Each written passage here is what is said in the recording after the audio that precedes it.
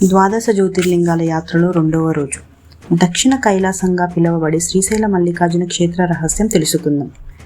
వినాయకుడికి కుమారస్వామికి జరిగిన ఓ పోటీలో అలిగిన కుమారస్వామి కైలాసాన్ని వదిలి దక్షిణ దిశలో ఉన్న క్రౌంచ పర్వతానికి, ప్రస్తుత శ్రీశైల ప్రాంతం, వచ్చి తపస్సు చేసుకోవడం ప్రారంభిస్తారు. తన కుమారుని తిరిగి రమ్మని బతిమలాడడానికి శివపార్వతులు స్వయంగా ఇక్కడికి వస్తారు. కానీ కార్తికేయుడు పట్టుదలతో అక్కడి నుండి ఇంకా దూరంగా వెళ్ళిపోతాడు, అలని వైపు. తన కుమారుడు వెళ్ళిపోయినా అతనికి చేరువుగా ఉండాలని కుమారుడి క్షేమం కోరుతూ శివపార్వతులు అదే పర్వతంపై శ్రీశైల మల్లికార్జున స్వామి మరియు భ్రమరాంబికాదేవిగా వెలిశారు.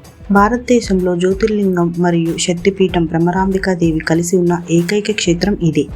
అలిగిన కుమారుడికి అండగా ఉండాలని కైలాసాన్ని వదిలి ఈ నల్లమల అడవుల్లో వెలిసిన తల్లిదండ్రుల ప్రేమకు నిదర్శనం ఈ శ్రీశైల క్షేత్రం. శ్రీశైల శిఖర దర్శనం సర్వపాపహరణం. కాలానికి అధిపతి అయిన మహాకాళేశ్వరుని గురించి తెలుసుకుందాం. ఓం నమః శివాయ. మరిన్ని ఆధ్యాత్మిక రహస్యాల కోసం ఇప్పుడే సబ్స్క్రైబ్ చేయండి మరియు షేర్ చేయండి.